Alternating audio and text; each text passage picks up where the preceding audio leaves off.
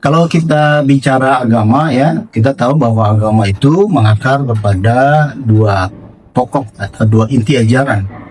Yang pertama adalah tentang bagaimana membangun hubungan baik kepada Tuhan, dan yang kedua adalah membangun hubungan baik kepada sesama manusia.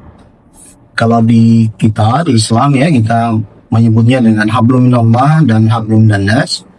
Kalau di saudara kita yang Nasrani misalnya ya, di kitab mereka ada dikatakan, cintailah Allah dengan segenap jiwa dan akal budimu, dan cintailah sesama manusia sebagaimana kamu mencintai dirimu sendiri. Dan begitu juga di agama-agama yang lain juga mengakar kepada dua pokok ajaran ini. Kalau kita bicara kebangsaan ya, kita juga melihat bahwa kebangsaan kita itu juga mengakar kepada dua pokok ajaran tersebut ya.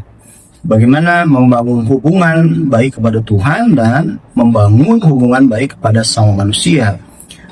Bung Karno pernah mengatakan ya, di salah satu pidatonya tanggal 23 Oktober 1946, Bung Karno mengatakan bahwa orang tidak bisa mengabdi kepada Tuhan dengan tidak mengabdi kepada sesama manusia.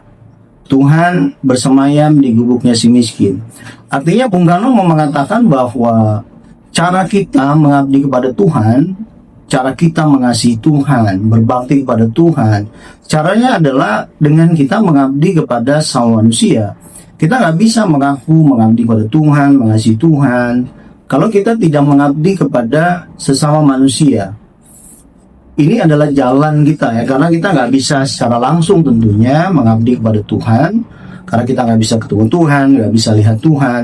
Justru adalah melalui pengabdian kita kepada sesama manusia, itulah kita memanifestasikan, membuktikan bakti kita kepada Tuhan. Dan Bung Karno juga mengatakan bahwa Tuhan bersemayam di gubuknya si miskin.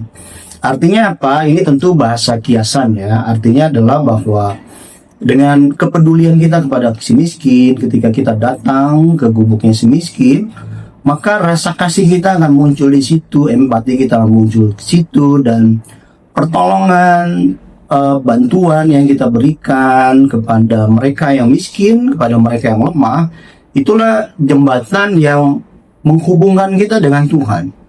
Jadi pengabdian kita kepada sesama manusia, pengabdian kita kepada mereka yang miskin, pada mereka yang lemah, itulah sebenarnya yang membawa kita kepada Tuhan.